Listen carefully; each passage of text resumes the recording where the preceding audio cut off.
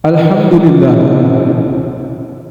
alhamdulillahilladzi hadana li hadza wa ma kunna linahtadiya laula an hadana Allah.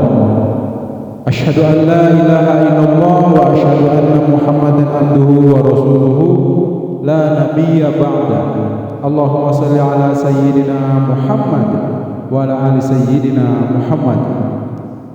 Baik, para jemaah yang berbahagia, pertama dan utama, marilah kita panjatkan puji serta rasa syukur kita kehadiran hadapan Allah Subhanahu wa taala karena atas berkat limpahan dan karunia-Nya. Alhamdulillah, pada jam 2 dini hari kita masih diberi kenikmatan yang sangat sempurna, yaitu nikmat waktu, sehingga pada jam 2 dini hari ini kita masih berkumpul di tempat yang mulia ini dalam rangka mengikuti kajian iktikaf dan dilanjut dengan sholat qiyamul lail. Semoga niat kita dari rumah Allah balas dengan pahala dan menggugurkan dosa-dosa kita.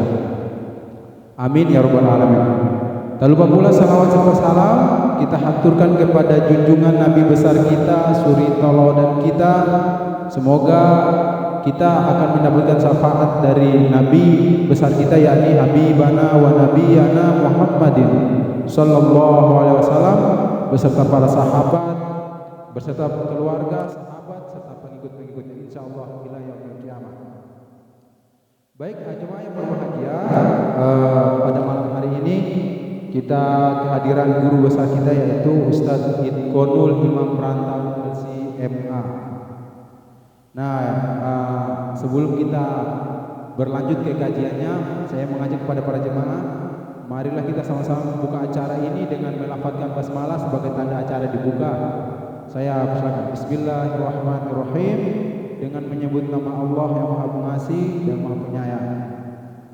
Selanjutnya para jemaah, tema kita pada kajian iktikaf pada malam hari ini adalah, ini Ustaz, terkait apa Ustaz? Kemenangan Ramadan. Terkait kemenangan Ramadan.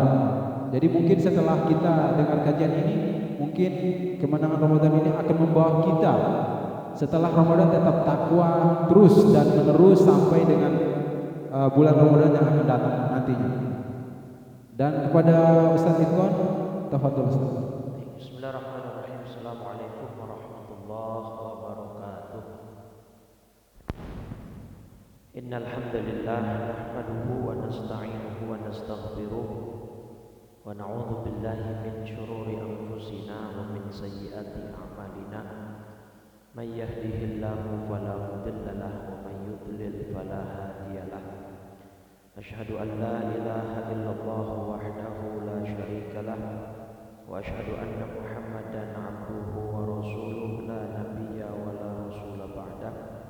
Allahumma salli wa sallim wa karrim wa azim ala sayyidina Muhammadin wa ala alihi wa ashabihi ajma'in. Subhanaka la ilma lana illa ma 'allamtana innaka antal alimul hakim. Rabbi shrah li sadri wa yassir li amri wa hlul 'uqdatam min lisani yafqahu qawli wa saddid lisani wa hdi qalbi bihaqqi sayyidina Muhammadin sallallahu alaihi wasallam. Amma ba'du. Fa ya ayyuhal hadirun wal hadirat, Bapak Ibu, teman-teman peserta kajian iktikaf malam ke 29 27, kirain besok lebaran. Alhamdulillah, malam 27 ini Allah berikan kita panjang umur, sehat walafiat. Mudah-mudahan ibadah kita senantiasa diterima oleh Allah Subhanahu wa taala. Shalawat beriring salam tak lupa senantiasa kita curah limpahkan pada junjungan kita baginda Nabi besar Muhammad sallallahu alaihi wasallam serta seluruh keluarga, para sahabat dan pengikutnya hingga yaumil qiyamah. Mudah-mudahan kita semua tergolong umatnya yang kelak mendapat syafaatnya di yaumil qiyamah nanti. Amin ya rabbal alamin. Baik Bapak Ibu, sedikit perkenalan. Nama saya Ahmad Itqonul Imam Rantau. Saya tinggal di Jakarta Timur, tepatnya di Cipinang Muara, Kecamatan Jatinegara. Saat ini alhamdulillah memberikan amanat untuk duduk di Komisi Dakwah MUI Pusat di bawah Pak Kiai Khalil Hafiz, panggilannya Ustadz Itqon ya. Baik, langsung saja karena waktu kita terbatas. Pertama, saya ingin memberikan kabar gembira buat Bapak Ibu. Ini ada hadis sahih tentang orang-orang yang memakmurkan masjid untuk thalabul ilmi, untuk kajian ya. Hadisnya dari Imam Abu Umamah. Ani Nabi sallallahu alaihi wasallam, Nabi bersabda, "Man ghada ilal masjid," siapa yang berangkat ke masjid, "la yuridu illa ayyata'allama khairan," dia tidak punya niat lain kecuali belajar, au yu'allimahu, atau mengajar. Jadi ini keutamaan hadis, keutamaan untuk yang hadir di masjid dalam rangka kajian seperti ini. Di Bapak Ibu hadir di Masjid Al-Amin dalam rangka kajian i'tikaf ini, berangkat dari rumah ya, maka pulangnya kana lahu ka ajri haji. Ibu pulang, bapak pulang seperti membawa pahala haji. Ya, hadis ini sahih, diriwayatkan oleh Imam Tabrani dalam Mu'jamul Kabir, dan sahihnya setara dengan syarat sahih Muslim. Dan hajinya bukan sembarangan haji, taman hajatuhu, yang hajinya sempurna di mata Allah. Nah, itu ya. Jadi insyaallah pulang dari sini kita dapat pahala haji yang sempurna di mata Allah. Cuma pesan saya satu, jangan dibuat status di WA ya. Bikin status WA baru pulang haji nih gitu. Jangan. Baik, Bapak Ibu, kita sudah sebentar lagi, kurang lebih berarti 3 malam lagi menyelesaikan ibadah di bulan Ramadan. Maka salah satu yang kita harap adalah kita bisa membawa pulang dalam tanda kutip piala kemenangan Ramadan. Tetapi ingat, yang namanya orang menang itu bagi orang yang ikut kompetisi. Ya nggak, ada lomba nih, terus ada orang nggak daftar, mungkin nggak dia jadi pemenang? Nggak mungkin. Jadi orang yang bisa menjadi pemenang dalam sebuah kompetisi adalah orang yang ikut serta, gitu ya. Dan ketika dia mau dianggap menjadi pemenang, dia harus ikut serta sampai akhir. Betul nggak? Misalkan balap motor, balap mobil gitu kan, harus sampai lap terakhir dan garis finish, baru bisa dia dianggap sebagai pemenang. Kalau berhenti di akhir kan didiskualifikasi. Gitu. Nah, jadi ibadah yang kita lakukan selama Ramadan ini mudah-mudahan sampai finish besok. Kemungkinan besar sih 30 hari nih ya. Jadi sampai 30 Maret baru 31-nya Lebaran. Jadi kalau Muhammadiyah sudah fix tanggal 31 Maret di Lebarannya. Jadi full 30 hari. Dari data hilal pemerintah juga kemungkinan besar akan sama. Tapi tetap menunggu sidang isbat di tanggal 29-nya, di hari apa itu berarti? Sabtu kalau tidak salah ya. Baik, nah ini ada riwayat dari kitab Lataiful Ma'arif. Bapak Ibu, kitab ini karya Imam Ibnu Rajab Al-Hambali. Ada hadis marfu yang diriwayatkan oleh Imam Ibnu Abbas. Hadis marfu itu gini, yang ngomong ini sahabat, tapi secara konten dan substansi yang dibicarakan itu sesuatu yang mustahil sahabat itu dari pemahaman sendiri. Artinya mau nggak mau berarti sahabat itu pasti dapatnya dari siapa? Dari Nabi. Cuma omongan ini tidak dari Nabi secara harfiah. Makanya tetap yang ngomong adalah sahabat. Dalam hal ini Ibnu Abbas. Tetapi karena substansi dan konten yang dibicarakan adalah sesuatu yang tidak mungkin beliau paham itu sendiri, maka namanya marfu'. hadis ini diangkat statusnya seolah apa? Seolah Nabi yang menyampaikan. Itu namanya hadis marfu. Oke. Hadisnya berbunyi gini, "Idza kana yaumul fitri," jika di pagi hari Idul Fitri atau jika hari Idul Fitri tiba, di pagi harinya ya, habatil malaikatu ilal ardh, itu malaikat turun Pak dari langit ke bumi di pagi hari. Makanya anak-anak sekarang, anak-anak Gen Z, Gen Alpha bikin konten kan di TikTok, di Instagram. Coba kalau kamu nanti Idul Fitri lihat, itu kan tanaman nggak goyang-goyang, katanya tenang gitu. Nggak ada hewan-hewan yang keluar, kucing seakan nggak ada gitu. Kayak tenang gitu ya. Ya mungkin salah satu penyebabnya ya karena memang itu hari yang spesial dan pagi hari itu malaikat turun ke bumi. Ngapain mereka? Fayaqumuna ala afwahis sikak. Mereka ini berdiri berjejer di jalan-jalan yang akan dilalui oleh orang-orang yang mau sholat Id.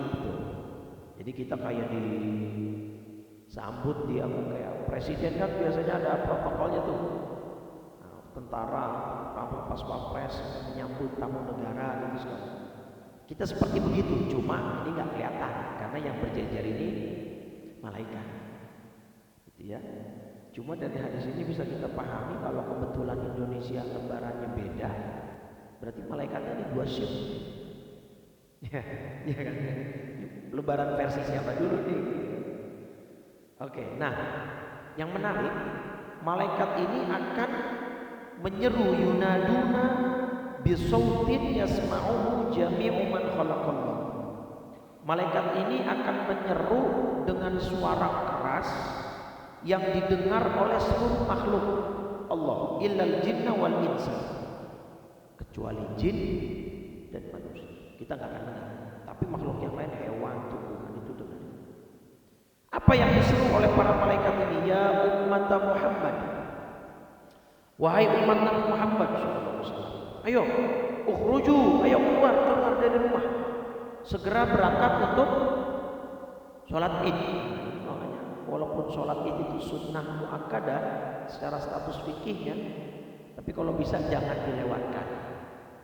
Ya, tapi juga jangan kayak sebagian orang sholat Idnya paling awal, sholat subuhnya paling telat kesiangan karena malamnya begadang gitu ya. Tetap yang wajib adalah sholat subuh ya.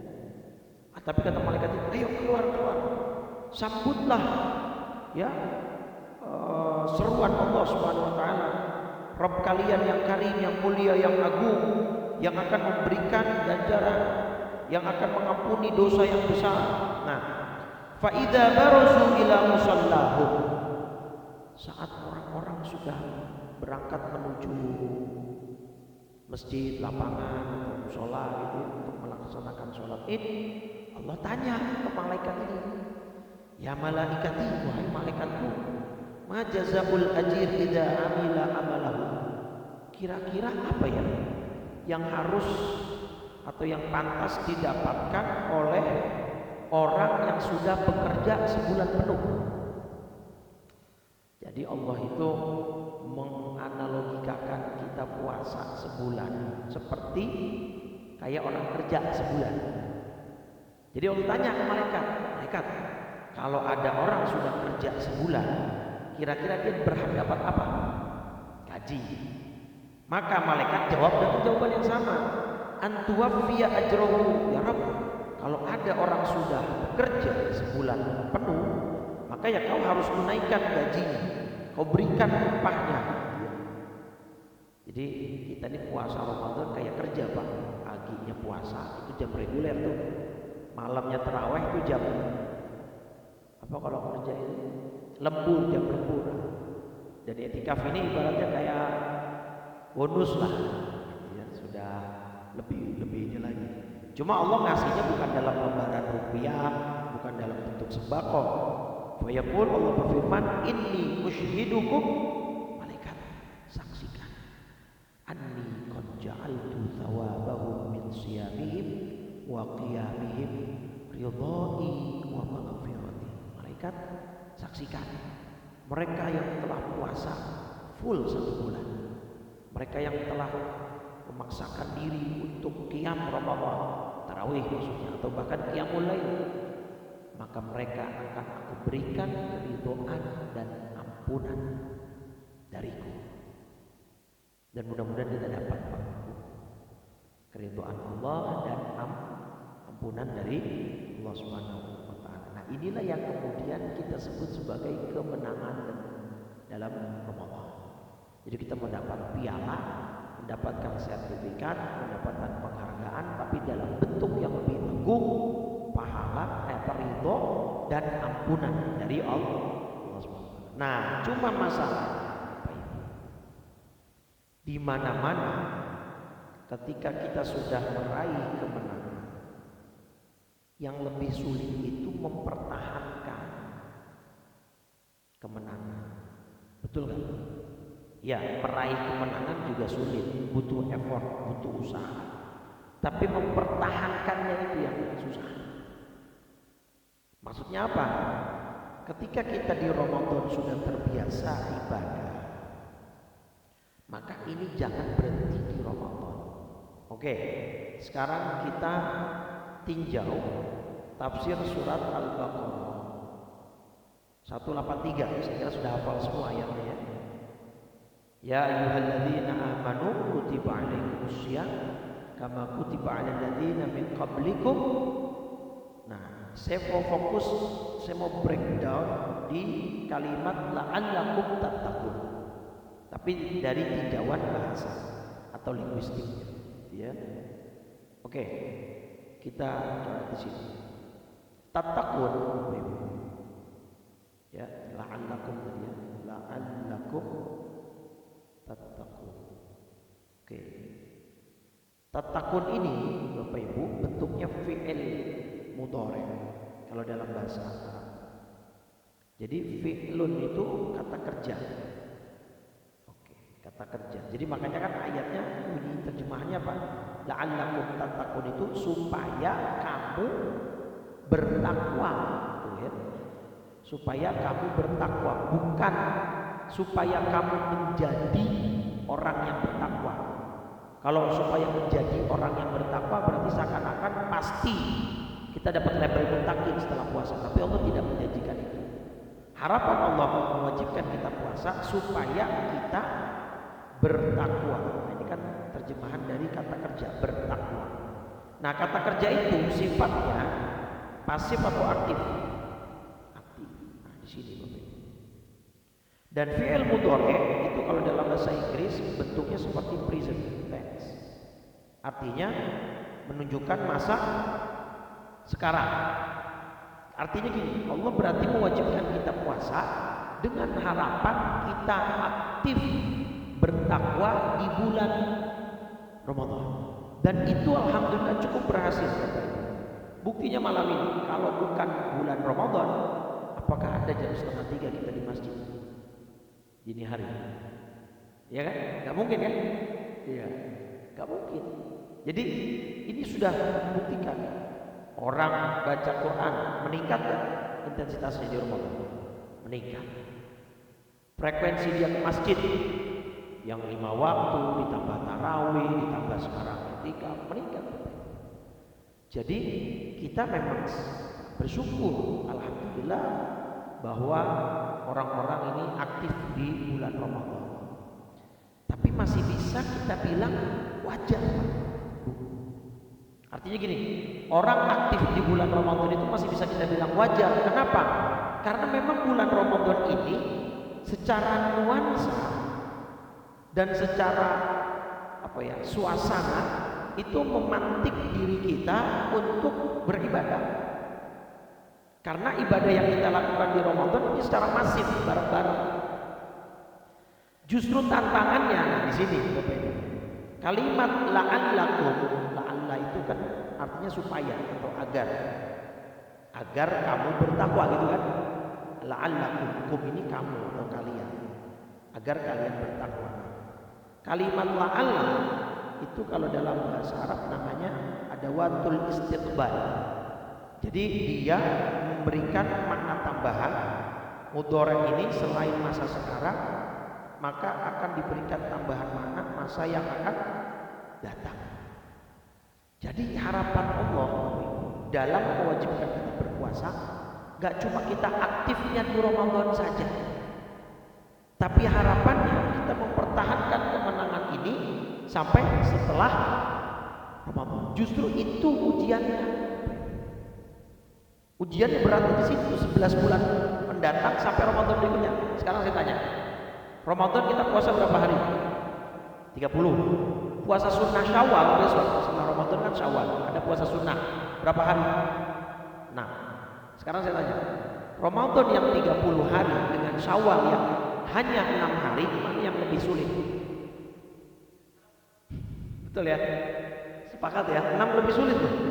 Padahal secara persentase paling cuma berapa persen? Dari 36 itu 20-an persen kurang. Kenapa sulit? Karena gak ada barengan. Berarti kan gak ada suasana, gak ada nuansa yang memantik kita untuk ibadah. Kalau Ramadan sahur bareng, ada acara bukber. Asal bukbernya pas maghrib, jangan bukbernya pas zuhur, mokel namanya deh. Anak-anak sekarang malah diupload lagi dengan bangga, di-record, di-upload. Nah jadi itu Bapak, tantangan sesungguhnya itu bukan di Ramadan. Orang baca Quran di Ramadan masih bisa kita bilang wajar. Memang bulan turunnya Quran. Orang ke masjid Ramadan bagus, tapi masih kita bisa bilang wajar. Yang hebat, selesai Ramadan Quran tetap dibaca. Selesai Ramadan masjid tetap didatangi. Itu yang hebat. Betul. Kenapa? Karena tadi nggak ada barengan. Makanya kalau di daerah Jawa, ya, ada orang Jawa di sini. Oh ada, tapi nggak pada mudik. Itu kan di beberapa daerah Jawa ada istilahnya Lebaran Kupat. Ya. Itu tanggal berapa? Tanggal 8 Syawal. Karena kan 1 Syawal Lebaran. Nah mereka dari tanggal 2 sampai tanggal 7, which is ini berarti 6 hari, itu puasa bareng-bareng satu kampung supaya ada barengan. Paham ya? Jadi akan terasa lebih enteng kan kalau ada barengan kan. Kita di Jakarta nggak mungkin bisa begini kan. Boro-boro ngajak satu kampung puasa bareng, satu rumah aja susah. Suaminya ngajak istrinya, mah besok puasa Syawal yuk. Ah, papa duluan aja deh, aku ntar belakangan. Sulit ngajak satu rumah. Kenapa nggak ada barengan itu? Nah, dulu waktu saya S1 di Hadrumut Yaman, itu tradisi di sana juga begitu Pak. Jadi habis sholat Idul Fitri, kita cuma salam-salaman dengan jamaah yang di masjid sholat Id itu, terus pulang sudah, istirahat lagi, karena malamnya mau sahur lagi. Sampai tanggal 7, tanggal 8-nya baru bersilaturahim ke rumah-rumah. Itu. Nah itu kan supaya ada barengan. Karena kalau ya tadi makanya kita sepakat bahwa 6 hari itu lebih sulit ya karena nggak ada barengan tadi, nggak ada suasana ibadah. Nah itu Pak yang lebih berat. Amin, sepakat. Sampai Bapak Ibu ada kalimat kritik pedas dari ulama kontemporer dengan menyebut orang-orang yang hanya ibadah di Ramadan dengan sematan ini, dengan sebutan ini. Penyembah Ramadan. Pernah dengar istilah ini? Ini kalimat bentuk kritik terhadap mereka-mereka yang ibadahnya cuma di Ramadan. Cuma loh ya, bukan ada peningkatan, beda. Ustaz, biasanya kita di luar Ramadan baca Quran, cuma di Ramadan dilebihkan. Ya memang seperti itu tuntunan yang benar. Di Ramadan di luar Ramadan kita masjid itu cuma 5 waktu aja, tapi di Ramadan dilebihkan, tarawih, i'tikaf. Nah penyembah Ramadan ini ditujukan kepada orang-orang yang ibadahnya cuma di Ramadan, ke masjidnya cuma di Ramadan, baca Qurannya cuma di Ramadan, selebihnya Qurannya disimpan lagi di lemari, nggak dibaca lagi sama sekali, ke masjidnya juga cuma hari Jumat aja, itu pun pas khatib khutbah dianya tidur. pas khotib berkhutbah gitu. Nah, itu dikritik Pak dengan istilah penyembah. Kenapa dikatakan penyembah Ramadan? Karena seolah-olah yang dia sembah itu bukan Allah Pak, tapi Ramadannya. Sekarang ini Allah yang kita sembah di Ramadan dengan Allah yang kita sembah di luar Ramadan memang Allah yang berbeda. Sama kan? Quran yang kita baca di Ramadan dengan Quran yang kita baca di luar Ramadan, Quran yang sama atau yang beda? Sama. Terus tapi ada yang mungkin membantah, Ustaz, tapi kan di Ramadan pahala dilipat gandakan. Iya, betul. Tapi bukan berarti di luar Ramadan terus di cut off, berhenti sama sekali masjidnya, berhenti sama sekali baca Qurannya. Nah, itu yang dikritik sebagai penyembah Ramadan. Gitu loh, seolah-olah dia nggak mengagungkan Allahnya. Jadi yang diagungkan Ramadannya, cuma Ramadan. Padahal yang bikin Ramadan siapa? Yang punya Ramadan siapa? Yang bikin Ramadan mulia siapa? Ya Allah. Bahkan ini ada sebuah ini menarik nih. Ibnu Abbas ya, dan Ali bin Abi Thalib itu berbeda pendapat dalam pertanyaan bulan apa di dalam Islam yang menjadi bulan terbaik. Kalau saya tanya ke Bapak Ibu, bulan dalam Islam yang terbaik apa? Ramadan. Dan itu jawaban Ibnu Abbas. Oke, kita analisa. Kalau Imam Ali bin Abi Thalib punya POV yang cukup beda, pandangan sudut pandang yang beda. Kata Sayyidina Ali, keagungan dan kemuliaan suatu bulan itu memang ada indikatornya dari Allah, ada penentuannya dari Allah. Tapi yang lebih substantif adalah tergantung orangnya. Sekarang saya tanya, ada orang di bulan Ramadan gak puasa, gak sholat. Apakah bagi orang semacam itu Ramadan jadi bulan terbaik? Dia gak sholat, gak puasa, gak sholat. Zakat fitrah gak bayar, tapi THR minta. Gitu ya. Apakah bagi dia Ramadan jadi terbaik? Kan. Maka kata Sayyidina Ali, bulan apapun selama orang itu kembali kepada Allah, bertaubat kepada Allah, itu menjadi bulan terbaik buatnya. Ya betul juga kan Pak. Ini Ramadan kan yang mulia bulannya Pak. Tapi orang-orang yang tidak memuliakan bulan Ramadan, apakah dia jadi mulia?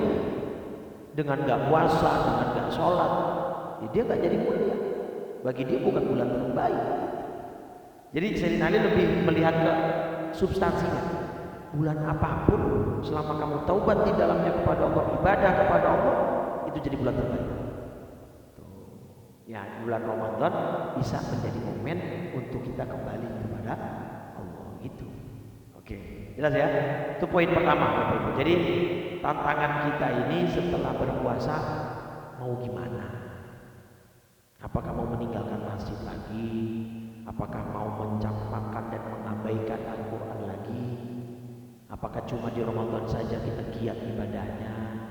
Kalau itu ya masih bisa kita bilang wajar, karena tadi ya, bulan Ramadan bulan yang nuansa secara suasananya itu membantu kita untuk beribadah. Oke, poin kedua, dan ini menjadi poin terakhir pada malam ini. Bapak Ibu, takwa itu kan la'allakum tattaqun, itu fokus kita masih. Takwa itu definisinya apa? Ya, imtithalul awamir, ya, menjalankan perintah dan ijtinab, ya, ijtinabun nawahi, meninggalkan larangan. Ya, jadi menjalankan perintah, oke, dan meninggalkan. Nah, inilah yang Allah bilang dalam surat Ali Imran, ya ayyuhal ayat 102, ya ayyuhalladzina amanu taqullaha haqqa tuqatih. Bertakwalah kepada Allah dengan sebenar-benarnya takwa, dengan cara menjalankan perintah dan meninggalkan. Sekarang saya tanya, mana yang lebih sulit bagi nafsu kita untuk menjalankan perintah atau untuk meninggalkan larangan? Dua-duanya sulit, tapi mana yang lebih? Meninggalkan larangan, sepakat. Untuk lebih memantapkan jawaban, saya kasih pertanyaan. Ada nggak orang rajin sholat, tapi dia masih maksiat? Ada nggak? Dia sholatnya rajin, Bapak Ibu, tapi maksiatnya juga jalan. Banyak. Ada yang begitu ya. Mungkin kita termasuk sholatnya rajin, tapi ngomongin orangnya masih suka ghibah ya. Atau pertanyaannya gini, ada nggak pejabat-pejabat kita yang rajin bolak-balik haji umroh tapi masih korup? Hah? Nah, dalam konteks puasa pernah dengar Bapak Ibu hadis dari Nabi, rubba sha'imin atau kam min sha'imin laisa lahu min siyamihi illa al-ju' wal 'atash. Berapa banyak orang puasa dia nggak dapat nilai pahala, yang dia dapat lapar dan haus. Kenapa?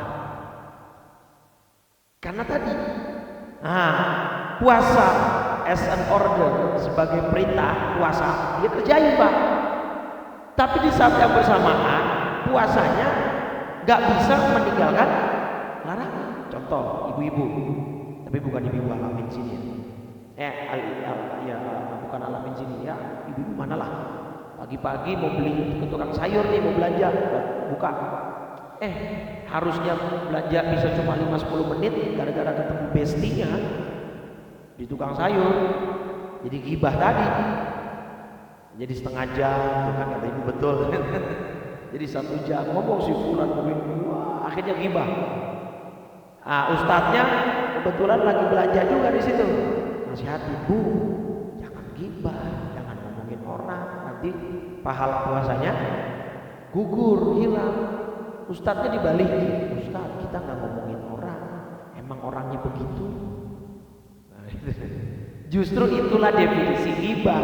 Ghibah itu kita membicarakan aib atau kejelekan orang lain based on fakta. Kalau yang kita bicarakan bukan fakta alias hoax, berarti namanya fitnah. Itu lebih besar lagi dosanya.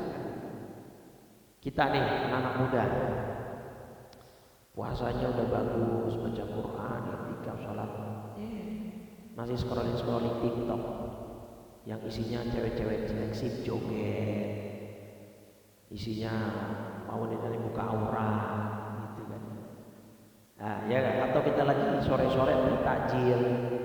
Bukan masalah beli takjilnya nggak boleh, cuman kadang-kadang kan sekarang anak-anak perempuan pakai baju ini nggak semenggah, baju adiknya dipakai ketat, ya kan Pak ya? Kita lagi beli takjil, ngantri di depan kita yang model begitu. Anak-anak laki kan ujiannya di situ, Pak. Dilihat dosa, nggak dilihat. Jangan. Nah itu kan berarti menunjukkan meninggalkan larangan itu lebih sulit, Pak. Nah puasa ini mendidik kita untuk supaya nafsu kita ini nggak cuma ngejalanin perintah. Sorry to say Bapak Ibu, kalau sekedar puasa nahan lapar dan haus, anak-anak cucu Bapak Ibu yang SD kelas 3, kelas 2 bisa nggak? Bisa. Bahkan mungkin puasanya lebih berkualitas mereka, ya toh?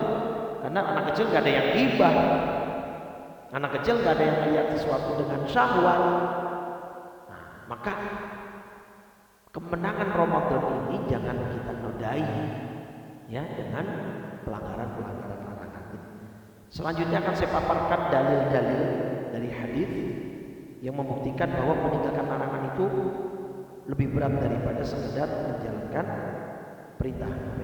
Nah, jadi kita harus menang lawan nafsu kita sendiri ya.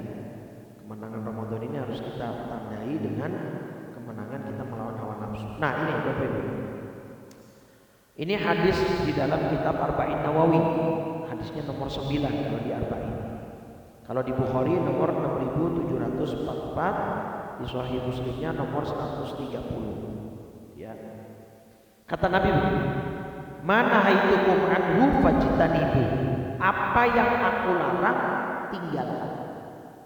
Titik. Wa ma amartukum bihi mastata'tum. Tapi apa yang aku perintah, kerjakan semampu yang kalian bisa. Dapat bedanya? Kalau larangan itu sifatnya total, harus kita tinggalkan. Tapi kalau perintah itu asasnya kemudahan. Yuridullahu bikumul yusra wa la yuridu bikumul usra. Allah menghendaki kemudahan bagi kamu. Contohnya, sholat itu wajib berdiri kalau sholat fardu.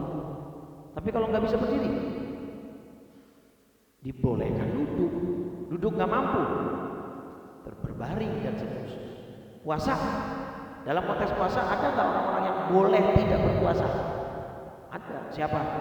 Sakit, ibu hamil dan menyusui, orang yang dalam keadaan safar, berpergian, itu boleh nggak puasa? Nah itu namanya rukhsah.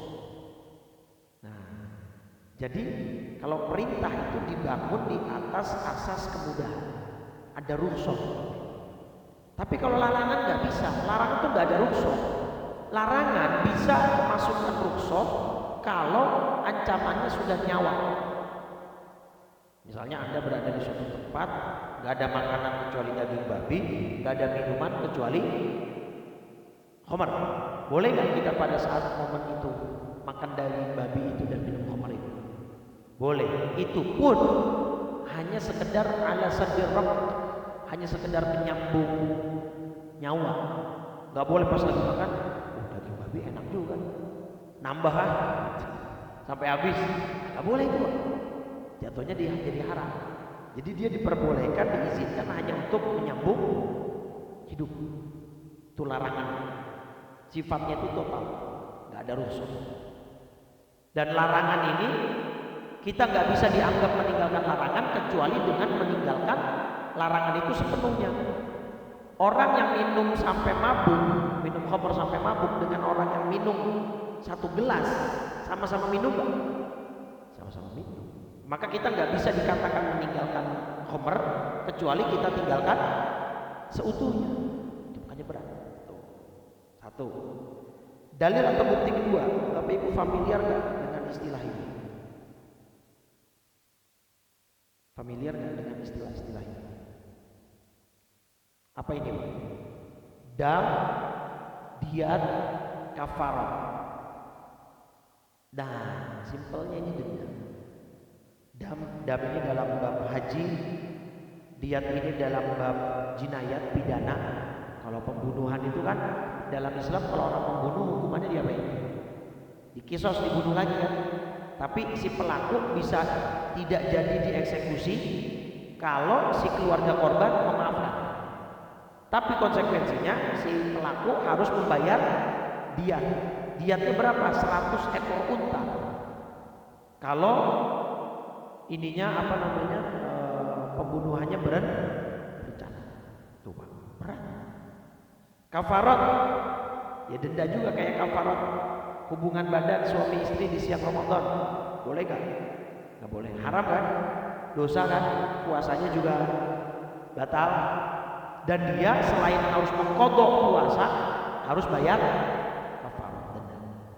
Nah sekarang saya tanya, konsep denda itu Pak, untuk orang yang tidak mengerjakan perintah atau untuk orang yang meninggalkan larangan atau melanggar larangan? Melanggar. Untuk orang yang melanggar. Nah maka konsentrasi agama itu, takwa, hakut tuqat itu nggak cuma ngejalanin perintah, bahkan yang lebih fokus itu adalah meninggalkan larangan.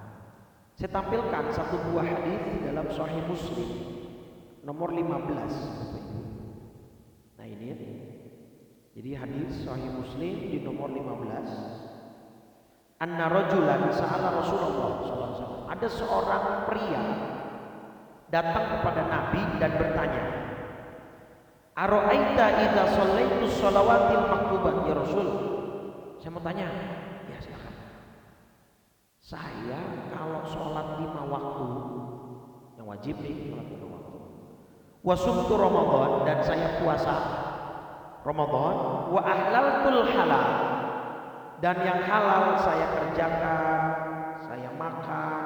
ambil. Wa haramtul haram, poinnya di sini. Dan yang haram saya tinggalkan. Dan tanya dia, walam azid ala dzalika syai'an. Saya enggak akan tambah ibadah yang lain. Dapat enggak, Pak? Dia ditanya, kalau saya sholat lima waktu, puasa Ramadan, yang halal saya kerjain, yang haram saya tinggalin, tapi saya nggak mau nambah ibadah yang lain. Mananya apa? Dia hanya mengandalkan ibadah wajib. Dia tidak mau nambah ibadah yang sunnah. Tapi sembari dia fokus untuk meninggalkan yang haram. Pertanyaan dia kepada Nabi, adkhulul jannah, saya bisa nggak masuk surga dengan mekanisme ibadah begitu? Artinya hanya mengandalkan yang wajib tanpa menambah yang sunnah, tapi dia fokus apa? Meninggalkan yang haram. Artinya kadosa dan peluang maksiatnya sama dia minimalisir. Bisa nggak saya masuk surga dengan mekanisme ibadah begitu ya Rasul? Jawab Nabi, na'am, bisa. Terus kata dia, wallahi demi Allah, la azidu ala dzalika syai'an. Saya enggak akan nambah ibadah yang lain. Jadi Bapak Ibu misalnya mau pakai, Ustaz saya mau pakai hadis ini saya enggak mau ibadah yang sunnah, saya mau yang wajib-wajib aja. Boleh, syaratnya satu. Dosa kita harus sedikit. Coba yang ngaku dosanya sedikit siapa? Kalau yang laki-laki ngaku dosa sedikit, saya cium tangan bolak-balik siap. Nah, maka ini menjadi bukti bahwa asal yang wajib Bapak Ibu kerjakan dengan sempurna, plus fokus menekan angka maksiat dan meminimalisir dosa, bisa masuk surga. Cuma karena kita mengaku dosa kita masih terlalu banyak, maka kita tambal dengan sunnah-sunnah. Itu bukti kedua, bahwa meninggalkan larangan itu merupakan titik fokus takwa. Oke, bukti ketiga. Bapak Ibu kenal Nabi Adam ya? Hah? Nggak kenal ya? Kalau kenal tua sekali kita berarti.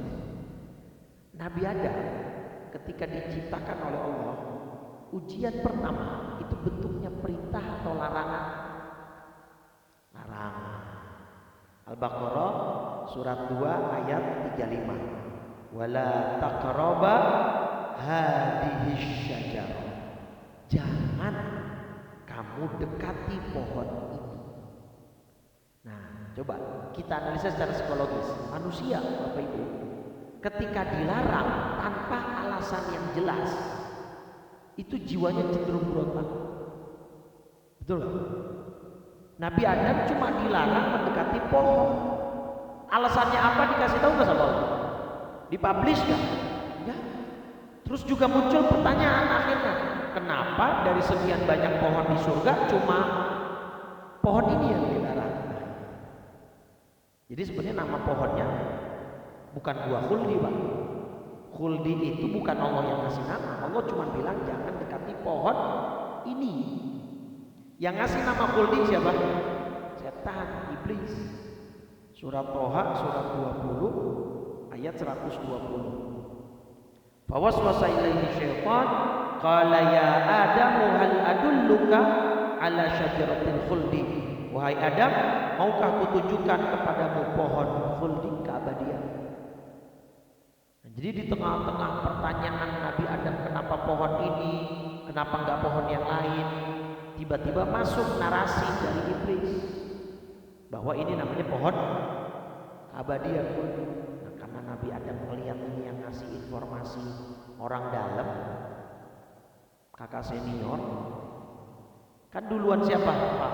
Iblis dengan Nabi Adam di surga duluan siapa? Berarti kan infonya A1 ya. Gitu. Jadi secara psikologis Nabi Adam percaya nggak akhirnya? Percaya dan akhirnya makan nggak?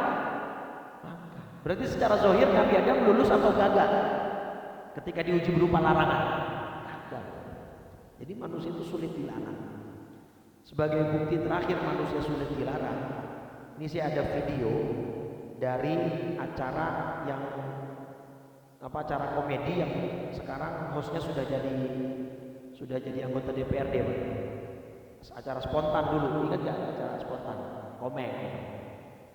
Salah satu scene-nya itu tim kreatifnya taruh lubang kotak besar, ada lubang, terus ditulis clearly, tulisannya jelas, jangan lihat ke dalam lubang ini.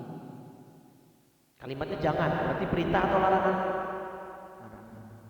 Nah, manusia kan begitu, Pak. Semakin dilarang, semakin penasaran, semakin ingin tahu.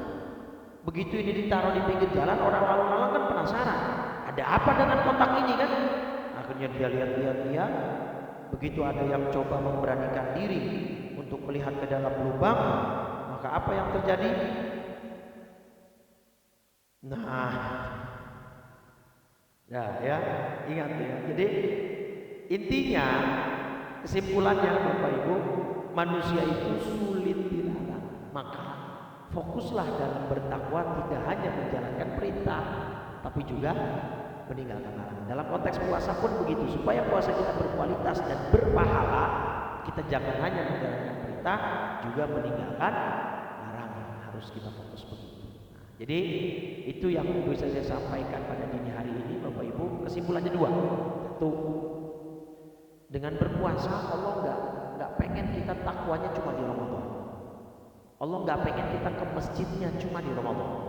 Allah nggak pengen kita baca Qur'annya cuma di Ramadan. Maka ujian sesungguhnya adalah di 11 bulan berikutnya.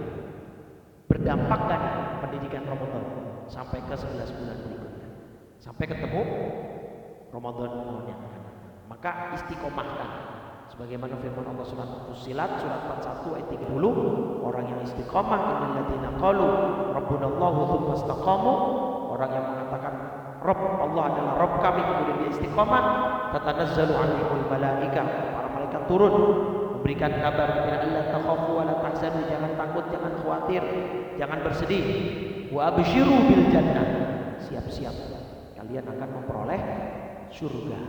Orang yang istiqomah. Dan poin kedua dalam bertakwa, jangan hanya sekedar fokus menjalankan perintah, tapi juga fokus untuk meninggalkan larangan, supaya kita benar-benar haqqat tuqatih, bertakwa dengan sebenar-benarnya takwa. Dan setelah itu kita menjadi orang yang menang dalam bulan suci Ramadan ini. Amin ya rabbal alamin.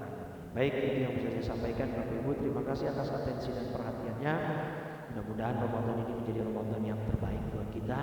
Kalaupun ini Ramadan terakhir kita, mudah-mudahan mewafatkan kita nanti dalam keadaan husnul khatimah. Kita tutup dengan 3 kali kalimat tauhid dan doa kafaratul majlis dengan harapan mudah-mudahan Allah wafatkan kita dengan mudah mengucapkan kalimat tauhid tersebut dan kita wafat dalam keadaan husnul khatimah. Qala Rasulullah sallallahu alaihi wasallam, afdalu ma qultuhu ana wan nabiyuna min qabli, la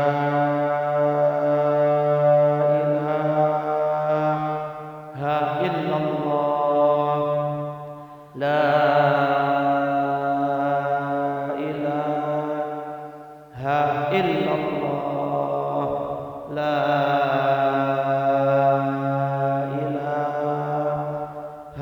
illallah Muhammadur Rasulullah sallallahu alaihi wasallam, kalimatu haqqin 'alaiha nahya 'alaiha namutu biha nub'atu insyaallah ta'ala minal aminin. Bismillahirrahmanirrahim. Alhamdulillahirabbil alamin. Allahumma shalli 'ala Muhammad wa 'ala ali Muhammad. Allahumma inna nas'alukal huda wat tuqa wal 'afafa wal ghina. Allahumma ati nufusana taqwaha wa zakkiha anta khairu man zakkaha anta waliyuha wa maulaha birahmatika ya arhamar rahimin. Allahumma inna nas'aluka husnal khatimah wa na'udzubika min syarril 'aqibati wa su'il khatimah. Ya muqallibal qulub, tsabbit qulubana wa qulub auladina wa banatina wa dzurriyyatina wa ahli baitina 'ala dinika wa ta'atik. Allahumma inna nas'aluka ridhaka wal jannah wa na'udzubika min sakhatika wan nar. Allahumma innaka 'afuwun tuhibbul 'afwa fa'fu 'anna. Allahumma innaka 'afuwun tuhibbul 'afwa fa'fu 'anna. Allahumma innaka 'afuwun karim tuhibbul 'afwa fa'fu 'anna ya karim. Rabbana atina fid dunya hasanah fil akhirati hasanah wa qina adzabannar. Sallallahu ala sayyidina Muhammadin wa ala alihi wa sahbihi wa baraka wa sallam walhamdulillahi rabbil alamin. Subhanakallahumma wa bihamdika asyhadu an la ilaha illa anta astaghfiruka wa atubu ilaik. Mohon maaf. Assalamualaikum warahmatullahi wabarakatuh. Waalaikumsalam warahmatullahi wabarakatuh. Jazakumullah khairan Ustaz Idkon atas penyampaian materinya. Semoga apa yang disampaikan Ustaz tadi dapat kita mengimplementasikan dalam kehidupan kita sehari-hari. Amin, amin, insyaallah. Selanjutnya marilah kita sama-sama menutup rangkaian kajian pada dini hari ini dengan melafazkan hamdalah. Saya persilakan. Alhamdulillahirabbil alamin. Segala puji hanya milik Allah, Tuhan seluruh sekalian alam. Selanjutnya kita tutup dengan doa kifaratul majelis. Subhanakallahumma wa bihamdika asyhadu an la ilaha illa anta astaghfiruka wa atubu ilaik. Wassalamualaikum warahmatullahi wabarakatuh.